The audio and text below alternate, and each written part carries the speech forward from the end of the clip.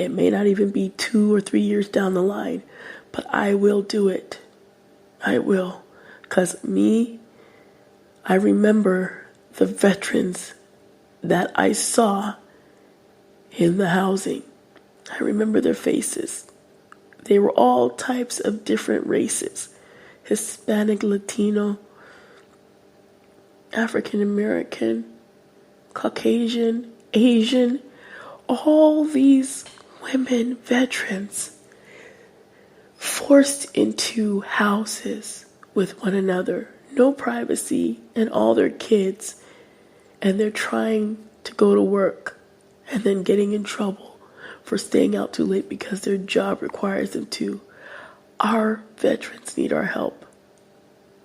And I might be getting teary-eyed because I am going to be working on going back to work myself. And I'm going to continue to push. And I just found an opportunity that childcare can be provided to me for free. That's a blessing. Because childcare in California is astronomical. And I really cannot afford to pay for 4 children on the little amount that I have. But I'm still thankful and grateful. And this isn't a whining party. This isn't a self-pity party. This isn't none of that. What I'm saying is I am grateful to the Lord. Lord, you're so good. I am grateful to him for what he has provided to me, and I will not be ungrateful and not thankful. And everything that he has given to me, I am thankful. The Lord opened so many doors for me. I don't even know how he did some of the things he did. He has given me the desire of my heart when I wanted to move. He gave me exactly what I had been hoping for and thinking of and praying about. Like, Lord, I just need a place for protection for my children. Lord, that I can be safe with my kids and not have to worry who's lurking around, who's going to break in.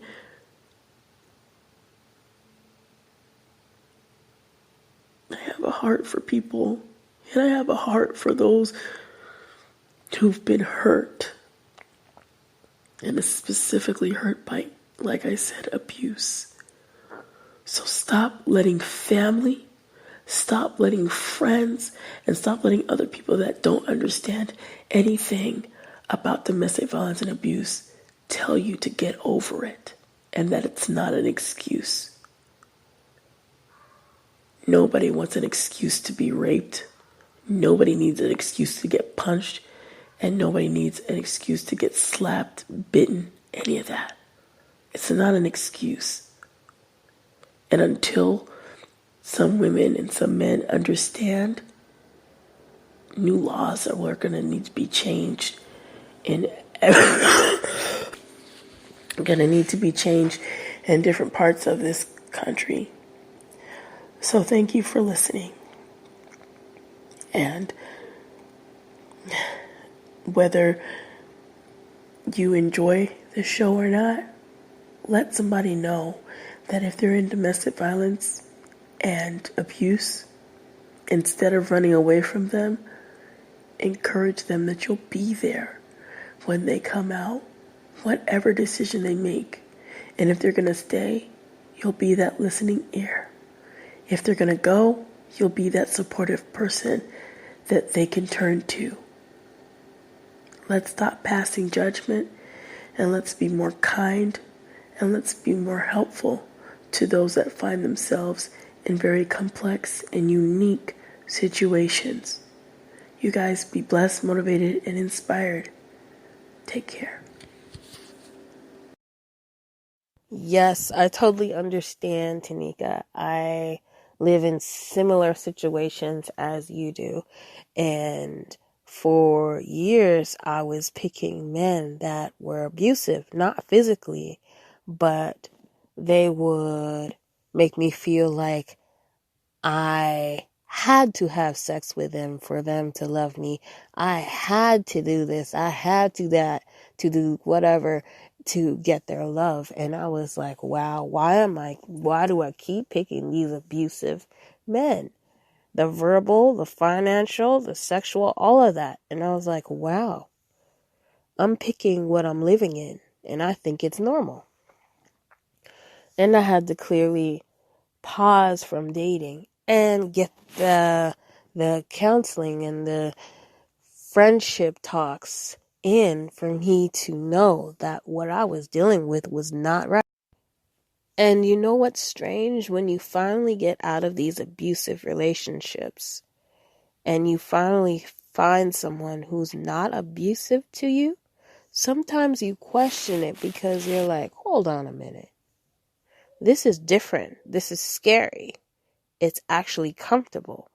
And when you're not comfortable and paranoid and scared most of your life, and then you go into a relationship where it's opposite, you're like, hold on, wait a minute.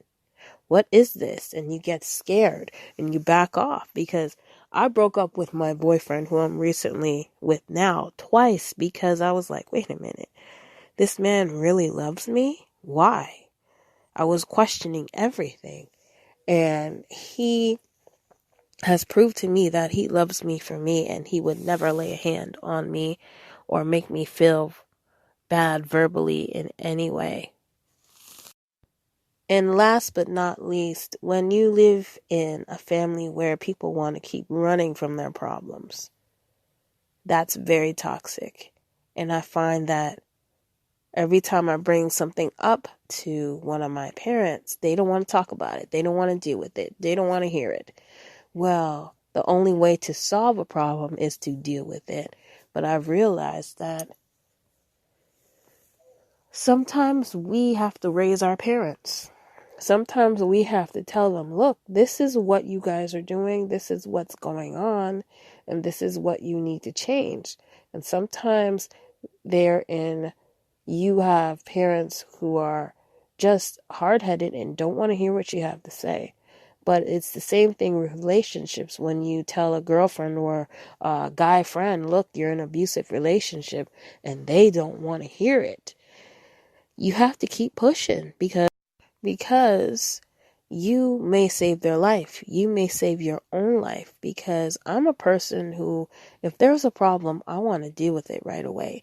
And I'm going to keep bringing it up until you deal with it. And I find if you never deal with it, then clearly I shouldn't have a relationship with this person. I'm not talking about necessarily just intimate relationships, but I'm talking about family and siblings and uncles and aunts and teachers and employees and employers and friends and anyone you interact with. For me, if there's a problem, you need to solve it. Don't run from your problems, because when you finally face those problems, it may be too late. It may be too late for you to even do anything about it. And then since you're so used to being abused, you just sit there and deal with it for the rest of your life. For me, that cannot happen. Hey, Miss Tanika, what's going on, girl? You know I had to give you a call back and rock your world and say thank you so much.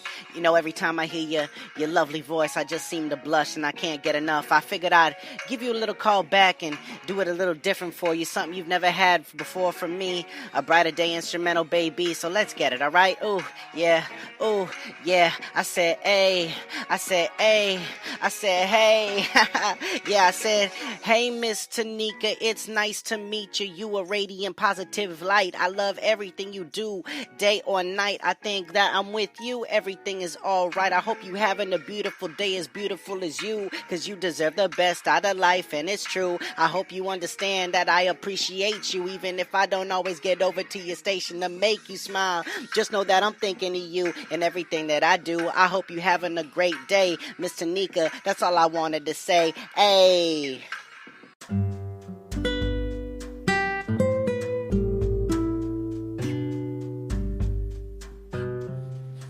Hey everyone, this is Tanika Drake, your host of God's Gift Through His Word. Hey, I want to share with you the book signing that's coming up February 15th, 2020, and it will be at the address 21400 Hawthorne Boulevard, Torrance, California, 90503, and the phone number 310-370-5636. This is a Barnes & Noble in Torrance, California. So please come out, save the date. There will also be a Eventbrite link that you can sign up for. Please do sign up. Please do purchase the book, either on Barnes & Noble, Amazon, or you can get 2 books for me, 2 for $20. However you want to do it, just make sure you get your books. And if you order it from Torrance, please order it in the Torrance bookstore from Barnes & Noble. Have them send it to that bookstore so you can pick it up and they can see how many books they need to have on order. So please tell somebody, tell your friends, and invite people to come out. It's a free event, so I'm hoping to see each and every one of you at the book signing. Please come out and support. And like I said, it is free. So remember the date, February 15th, 2020. God bless your hearts, and I can't wait to see you at the book signing.